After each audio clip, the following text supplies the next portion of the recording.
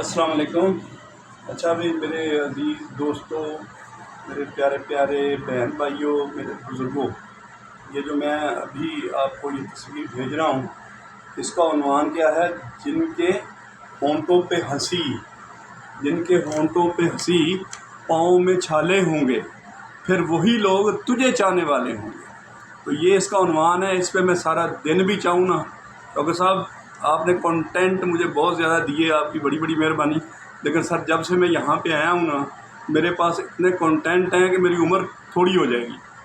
اب ایک تو کنٹینٹ یہ ہوا، ٹھیک ہے، کہ جن کے ہونٹوں پہ ہنسی، پاؤں میں چھالے ہوں گے، پھر وہی لوگ تجھے چاہنے والے ہوں۔ سبحان اللہ۔ اب جو بندہ کہے میں چاہتا بھی ہوں، ٹھیک ہے، اس کے بعد وویلے مچائے، مر گیا مر گیا مر گیا، مینو اے ہو گیا مینو اے ہو گیا۔ اب دیکھیں یہ میری انگلی جو ہے، یہ چھوٹی چیچی کے ساتھ والی، یہ دیکھیں آپ، یہ ٹوٹی ہے جبل احد پہ۔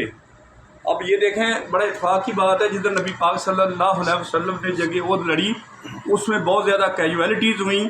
ظاہری طور پہ یہ سمجھا گیا کہ یہ جنگ ہار گئے۔ اس میں نبی پاک صلی اللہ علیہ وسلم کے 2 دانت مبارک شہید ہوئے، اور حضرت اویس کرنی جو کہ بہت دور بیٹھے ہوئے تھے نبی پاک صلی اللہ علیہ وسلم سے، ان کو جب پتہ چلا، کرن آپ کو پتہ ہے کس جگہ پہ ہے، تو جب ان کو پتہ چلا کہ میرے محبوب کے 2 دانت شہید ہو گئے ہیں، تو انہوں نے اپنے سارے دانت نکال دیے۔ اب دیکھیں، یہ محبت، یہ حب، یہ پیار کی ایک بہت بڑی مثال ہے، ٹھیک ہے جی۔ سارے دانت نکال دیے، تو اللہ تعالیٰ نے ان کے لیے یہ کیلا پیدا اس وقت ہوا ہے، حضرت اویس کرنی کی نسبت سے یہ کیلے کا جو پھل ہے، ٹھیک ہے۔ تو ہم میرا جو سفر ہے، صوفی سفر، یہ شروع ہوا، ابھی اتنی دیر نہیں ہوئی، 4 مہینے بھی نہیں ہوئے، ٹھیک ہے۔ جس طرح تبلیغ والے 4 مہینے کا چلا کاٹتے ہیں نا، تو میں نے صوفی سفر شوکت صاحب کے گھر سے شروع کیا، ادھر یہ عنوان بنا، ادھر یہ کنٹینٹ بنا، سب کچھ ٹائٹل بنا۔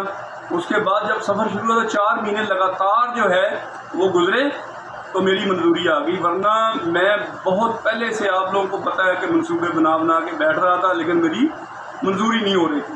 تو جب منظوری آئی ہے تو الحمدللہ اب میری پوزیشن آپ نے دیکھ لی ہے کہ جن کے ہونٹوں پہ ہنسی، پاؤں میں چھالے ہوں گے، پھر وہی لوگ تجھے چاہنے والے ہوں گے۔ تو جب نبی پاک صلی اللہ علیہ وسلم کے دندان مبارک شہید ہو گئے، اس کے بعد پھر پاسا پلٹا ہے، ٹھیک ہے۔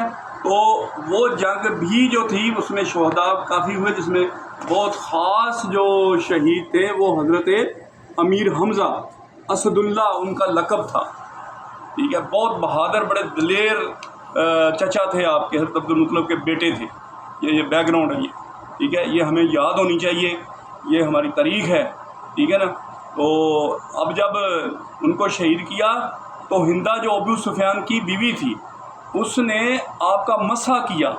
مسح کا مطلب یہ ہوتا ہے عربی میں، یہ ان کا رواج تھا کہ یہ بہت ہی غصے میں آ کے سارے کان، ناک، یہ آنکھیں، یہ سب کچھ کاٹ کے، مطلب غصے میں، اتنا اگریشن ہوتی تھی قبیلوں میں کہ وہ جب بدلہ لیتے تھے تو یہ مسح کرتے تھے۔ تو حضرت امیر حمزہ کا مسح کیا گیا۔ آپ کی جو بہن تھی، حضور پاک صلی اللہ علیہ وسلم کی پھوپھی تھی، وہ مکہ شریف سے کفن لے کے بھاگی ہے، جب اس کو پتہ چلا میرا بھائی جو ہے وہ اس طریقے سے شہید ہوا ہے، ٹھیک ہے۔ تو نبی پاک صلی اللہ علیہ وسلم نے جو ہندہ تھی، اس کے بارے میں یہ کہا تھا کہ یہ میرے سامنے نہ آئے، لیکن آپ نے اس کو معاف کر دیا۔ تو یہ ایک بہت بڑا سبق بھی ہے اس جنگ احد میں ہمارے لیے، کہ یہ اتنا معاملہ بڑا ہے کہ ہم اس کو برداشت نہیں کر سکتے، ٹھیک ہے۔ یہ بہت بڑا نقصان ہوا ہے۔